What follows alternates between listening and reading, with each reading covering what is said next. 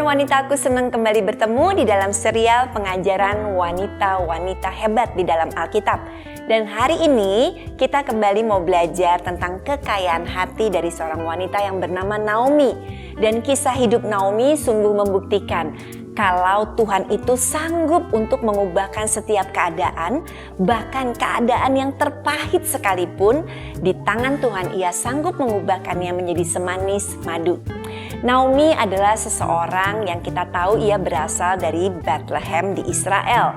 Lalu terjadilah bencana kelaparan yang luar biasa di sana, sehingga Naomi beserta dengan suaminya Elimelech dan 2 orang putranya, mereka pindah ke tanah Moab.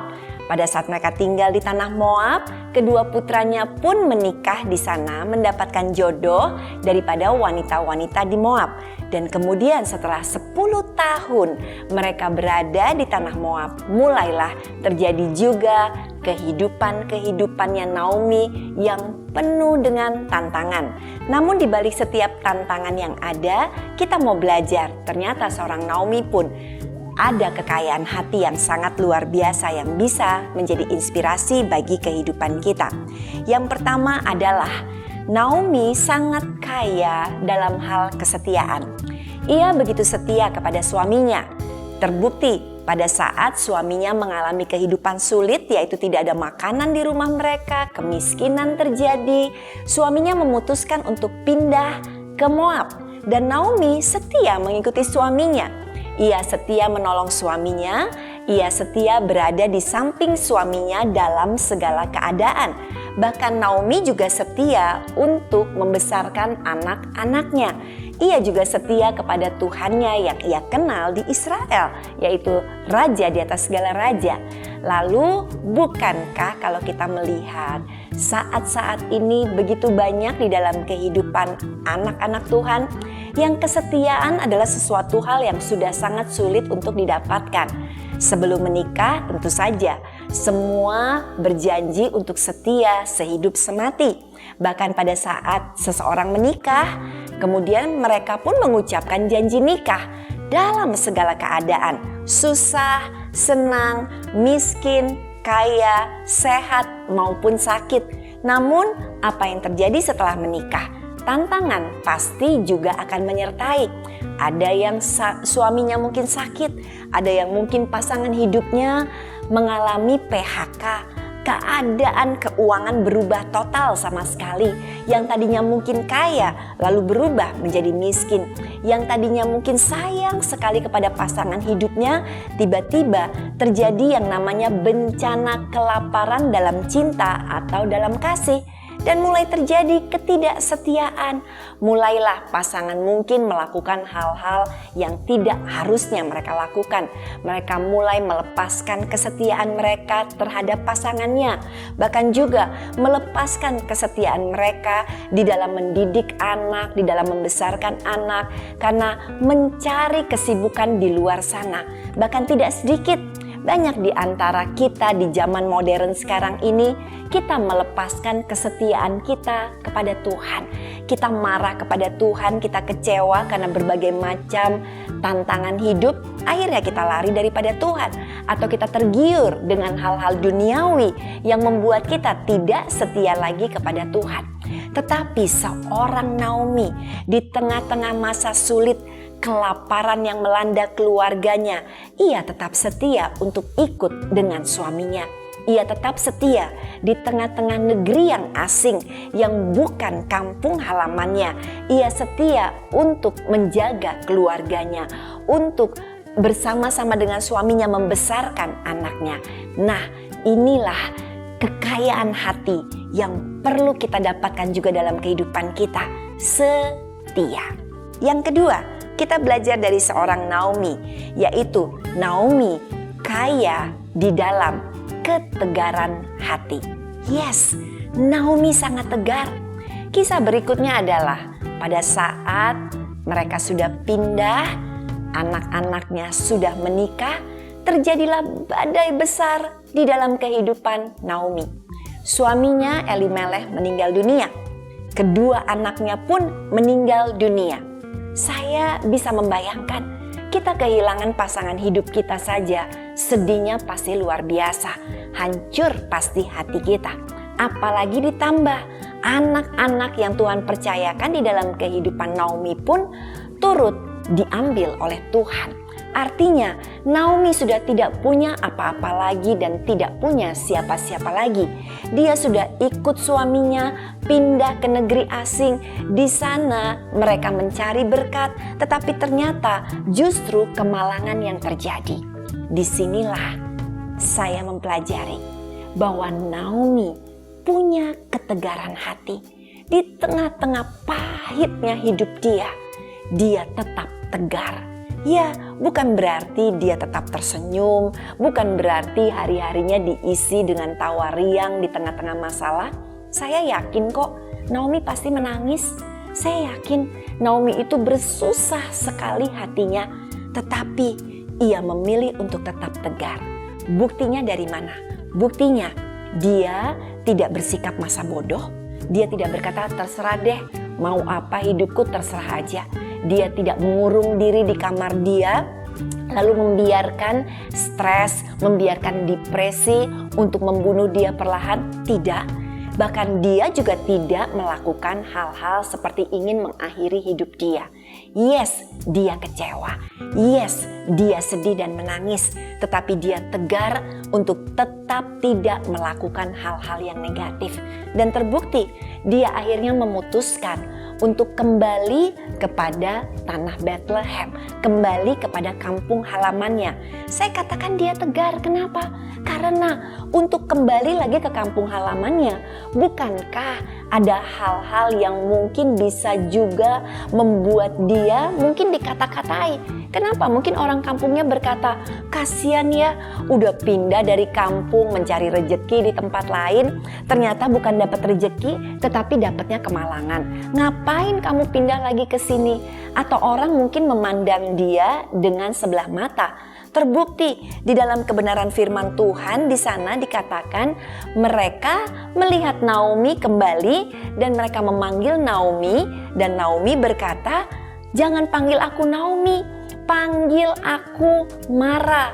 Naomi arti katanya adalah kesenangan, tetapi arti kata Mara adalah pahit. Naomi menyadari semua kesenangan dalam hidupnya telah lenyap dan hanya tinggal yang namanya kepahitan. Dan dia harus menghadapi penduduk daripada kampungnya dia yang memandang dia dan berkata, wah hidupmu pahit ya, kamu kok mukanya gak berseri ya, kamu kok kelihatan stres ya. Tetapi kekayaan hatinya yaitu tetap tegar menghadapi berbagai badai dan masalah, menghadapi cibiran orang. Dia tetap tegar. Dia tahu bahwa Tuhannya tetap akan menyertai dia. Kita tidak lepas dari setiap tantangan di dalam kehidupan kita. Kita tidak lepas dari kegagalan juga. Mungkin hari ini kita adalah salah satu orang yang juga sedang mengalami masa yang sulit. Kita sedang ada di tengah-tengah sumur yang pahit. Apapun yang kita terima hari ini pahit rasanya. Tetapi gali kekayaan hati kita. Ada sesuatu di dalam sini yang sangat berharga yang bernama ketegaran hati. Kita tetap bisa tegar menghadapi tantangan.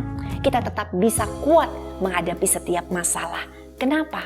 Karena ketika kita melekat dengan Tuhan, kita percaya dengan janjinya Tuhan, maka kita akan punya iman yang semakin bertumbuh, yang akan membuat kita tetap bisa berdiri tegar di atas setiap kehancuran yang sedang kita hadapi.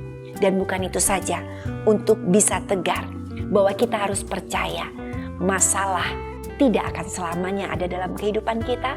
Hidup kita ini seperti roda yang berputar.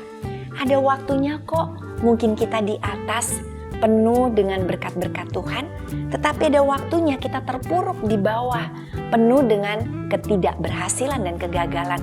Tetapi percaya, kita tidak akan menetap di bawah selamanya. Satu saat masalah akan berlalu, badai akan berlalu dalam kehidupan kita, dan Tuhan kembali akan mempromosikan kita. Tegarkan hati hari ini, percaya bahwa masalah Tuhan izinkan untuk mendatangkan kebaikan. Jadi hari ini waktu kita mau gali nih kekayaan hati kita, seperti halnya apa yang ada di dalam kekayaan hati Naomi, kita pun punya ketegaran, kita punya kekuatan di atas rata-rata. Karena Tuhan yang menyertai kita, Dialah yang memberikan kekuatan itu. Dan kita mau belajar sekarang tentang kekayaan hatinya Naomi yang ketiga. Ternyata dia kaya di dalam memberkati orang lain. Kok bisa? Apakah pada saat Naomi balik ke kampung halamannya, dia membawa harta benda? Tidak. Dia tetap merupakan Naomi yang sederhana. Apakah di tanah kampung halamannya, dia kemudian penduduk kampung memberikan dia harta benda? Tidak. Terbukti dari apa? Pada saat dia pindah kembali, 2 orang menantunya tidak semua ikut dia. Salah satunya tetap menetap di Moab. Dan yang satunya yang bernama Ruth ikut dengan dia balik ke Bethlehem. Keadaan mereka sulit, mereka harus mencari makan untuk bisa mendapatkan makanan. Dan terbukti kok Ruth menantunya dia harus kerja, harus mencari gandum supaya mereka makan. Berarti keadaannya cukup berkekurangan, keadaannya belum berlimpah. Tetapi dia punya kekayaan hati, yaitu ia mau memberkati orang lain. Dengan cara apa? Dia memberkati yang namanya menantunya. Dia menolong menantunya. Di dalam kebenaran firman Tuhan, Rut 3 ayat yang ke-1 dikatakan, lalu Naomi mertuanya itu berkata kepadanya, "Anakku, apakah tidak ada baiknya jika aku mencari tempat perlindungan bagimu supaya engkau berbahagia?" Artinya gini nih, Naomi membantu Ruth untuk mendapatkan seorang suami. Di tengah-tengah kesulitan hidup Naomi sendiri, dia tidak egois, dia nggak memikirkan aku yang harus ditolong, aku yang harus dapat suami, aku yang harus mendapatkan perlindungan. Tidak, tetapi dia justru melihat apa yang dibutuhkan oleh orang lain. Dia melihat Ruth sendirian, dia melihat Ruth kerja keras, dan dia ingin menantunya si Ruth ini untuk berbahagia. Makanya di tengah kesulitan hidup dia, Naomi tetap mau menjadi berkat. Hari ini saya yakin kalau kita mau belajar dari seorang Naomi, kita di tengah-tengah masalah, jangan hanya memikirkan diri kita. Jangan hanya namanya self pity atau pesta kesedihan untuk diri kita, tapi belajar untuk melihat kesulitan yang dialami oleh orang lain juga. Pada saat kita mengulurkan tangan kita untuk membantu membahagiakan orang lain, untuk membantu memberkati orang lain di tengah-tengah kesulitan hidup kita, saya yakin mata Tuhan tidak tertutup, hati Tuhan pasti akan tersentuh. Dan buktinya kita tahu di akhir kehidupan seorang Naomi, dia melihat kok Ruth punya suami seorang yang kaya raya. Dia tidak ditinggalkan oleh menantunya, tetapi dia turut serta di dalam keluarga menantunya.